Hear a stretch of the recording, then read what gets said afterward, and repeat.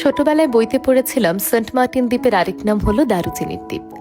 কিন্তু এইবার ওই দ্বীপে গিয়ে জানতে পারলাম সেই দারুচিনি দ্বীপের মধ্যে আরো একটি দ্বীপ আছে যার নাম আবার দারুচিনি দ্বীপ। অবাক হচ্ছেন তাই না? আমিও বেশ অবাক হয়েছিলাম। সেন্ট মার্টিন যাওয়ার পর সেখানে স্থানীয় দোকানদাররা আমাদের বারবারই জিজ্ঞেস করছিলেন আমরা দারুচিনির দ্বীপে কবে যাব। যখন বললাম সেন্ট মার্টিন দ্বীপই তো দারুচিনির দ্বীপ, তখন তারা বললেন এই দ্বীপ থেকে সমুদ্রের মাঝে আরো একটি ছোট্ট দ্বীপ দেখা যায় যাকে স্থানীয়রা দারুচিনি দ্বীপ নামে ডাকেন। তো আমরা ঠিক করলাম বিকেলের দিকে আমরা বোটে করে সেই দ্বীপটি ঘুরতে যাব। আর তার জন্য আমি সুন্দর একটি নীল এবং সাদা স্কার্ট পরে নিয়েছি।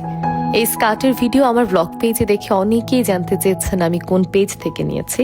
আসলে এই স্কার্টটি আমার নিজের না, আমি আমার ছোট বোনের কাছ থেকে স্কার্টটি নিয়ে এসেছি। ওই আমাকে বলল যে সমুদ্র পাড়ে স্কার্ট নাকি খুব সুন্দর লাগবে। দেখলাম আসলেই তা সত্য। এইবার বোটে ওঠার পালা।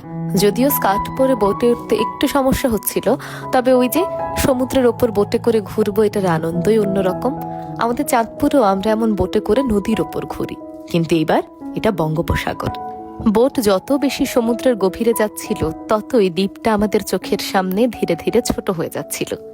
দূর থেকে পুরো দ্বীপ এক চোখেই দেখা যাচ্ছিল। সামনে একদম সবুজ নারিকেল গাছের সারি, আর আমরা বসে আছি নীল জলরাশির ওপরে, যে জলরাশি অনেক বেশি স্বচ্ছ। এখানে তো জলের নিচের সমস্ত মাছ পাথর সবকিছু স্পষ্ট দেখা যাচ্ছিল।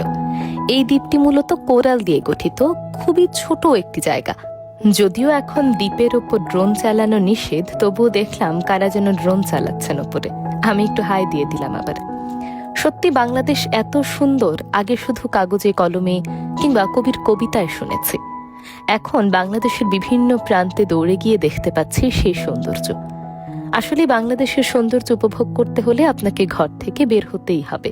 গত বছর ঠিক এই সময় আমরা ছিলাম বান্দরবানের পাহাড়ের ওপর, আর এই বছর এই সময় একদম সমুদ্রের সামনে।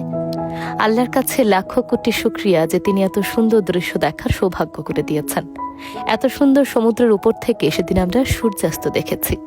ইচ্ছে আছে প্রিয় মানুষের হাত ধরে পৃথিবীর সুন্দর থেকে সুন্দরতম জায়গায় ঘুরে বেড়াবো। পরের দিনের অভিজ্ঞতা পরবর্তী ভিডিওতে শেয়ার করব। আজকে তবে এই পর্যন্তই।